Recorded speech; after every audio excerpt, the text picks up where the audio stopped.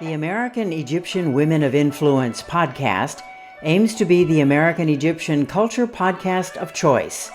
We believe that our knowledge and our participants' stories will greatly enhance understanding of both cultures. I'm Karen Leggett Aburaya. Shireen Soliman is the daughter of Egyptian immigrants. She grew up in Philadelphia and spent summers in Egypt. She studied design in the United States, which was not a universally accepted career path for an Egyptian woman in her family.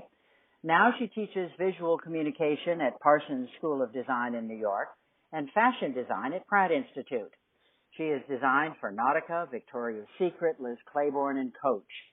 In her online blog, she says she wants to write about advocacy and diversity, as well as fashion, beauty, and art, and her website identifies Shireen as educator, artist, advocate.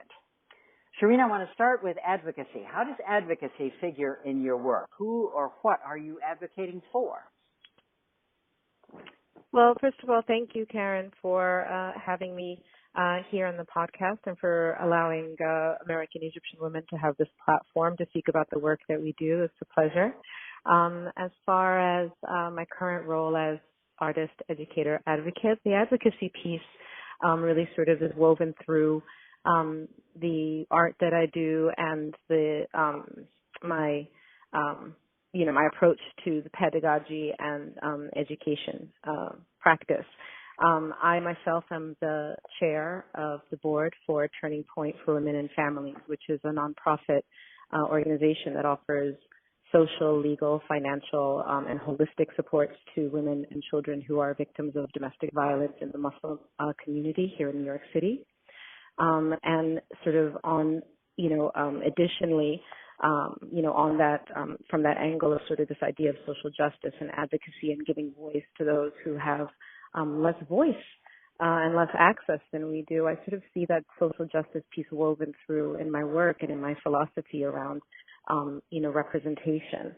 When I started teaching, I had been teaching and working on the digital aspect, the digital side of design for many years. But when I started teaching illustration in particular, and I started thinking about image and image making and who sort of has control over the narrative and how we see each other and ourselves, the social justice piece of sort of, making sure that we're giving platform and amplifying the voices and images of those who maybe we for so many years we hadn't sort of been given the opportunity to consider. What about those of us who, make different choices around whether we show our hair or don't show our hair? What about, body positivity and people's, different bodies, a wide range of bodies being sort of considered for us to sort of see the beauty there and the diversity of our bodies, our skin color, our age, our overall appearance, and again, that modesty piece. That's such a huge movement that we're seeing in design and fashion right now.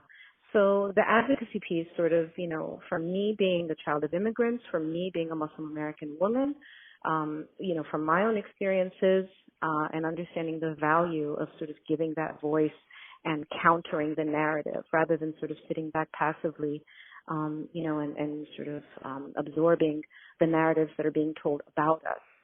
How empowering it is when we take control of that narrative ourselves. So it's important for me as an illustrator then to kind of buck the original ideals and standards that I had been taught in design school and that I had absorbed, through media and society for all these years, and start to draw women that look, that look different really than sort of that narrow ideal, and to speak for communities and women who, again, haven't had that much access really to sort of being given voice. Spoken of a wider range of beauty than the traditional shapes we see on models and fashion design. Yeah. Are you having some success with that, and perhaps even in Egypt as well as the United States? I don't know how much of your illustration and design is seen in Egypt, but what sort of success are you having with this broader idea of beauty? As someone who works between two different universities and as a teaching artist myself with my own independent practice, it is quite a lot. And so sort of trying to manage the actual practice in the studios and creating workshops and creating programming and being an educator and a single mother myself, that piece on promotion is something that, I definitely, it's a work in progress. You also earned your master's degree at Bank Street College of Education in educational leadership in the arts. How does your career and your work manifest that now? Bank Street has a very sort of a reputation, obviously, inherently for that intersection of social justice and education. So the approach to pedagogy is really about democratizing and creating access in our curricula.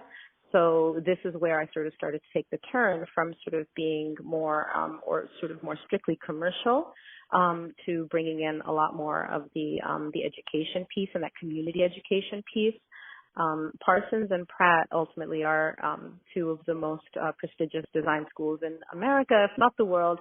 And so we do, sort of cater to a more generally elite population. And so sort of my mission has been to create these community workshops or to create spaces where we can now sort of, democratize and create access. Here's these ideas, from the top, and then bringing them down to, even middle schoolers, high schoolers. These are the ideas around how you can, through the lens of fashion, tell your story. So Bank Street, I think, played a really large role in that and sort of seeing how everything is connected, seeing that synthesis. What are some of the Muslim American stereotypes you are challenging, both in your social justice work as well as in design, and both in the general society and among Muslim American women? Oh, gosh, so many. So, I mean, something that I'm in the middle of a research project now, actually thinking about working intergenerationally around, how are we processing the messages that we've received, and then, where is our agency and how we can, take back our own stories. So for me and my generation, unfortunately, we really sort of had either no representation whatsoever about what it was like to, the Muslim American experience at that time. I am from an older generation, and so it was well into my adult years that we started having access to the internet and starting to be able to see sort of, globally people, take the mic and start to speak for themselves. So it wasn't until adult years and then obviously 9/11, and since post 9/11, we started seeing, narratives around Muslim women being oppressed, Muslim women being, obviously, again, to majority of the representations of Muslim women are wearing the veil. My choice is I personally don't wear the veil, but I advocate for all of my sisters who make that own personal choice for how they, for that agency around their body and how they choose to present. So there's sort of this representation of, the black, all niqabi, oppressed women who are voiceless, who are powerless, who might not have the same education access as our brothers. And that was the messages I got. But it is thrilling right now for me to be working with high school students now where they have access to social media. There's the influencers. They have access now to Muslim women all over the world that are telling a different story. They are politicians, they are artists, they are lawyers and doctors, and they're starting to see the sort of, Muslim women in professional spaces being joyful, having impact. And that's something that's a particular area of research actually that I'm working on now is, how does that representation, those perceptions, hopefully create more young Muslim American female leaders for our future.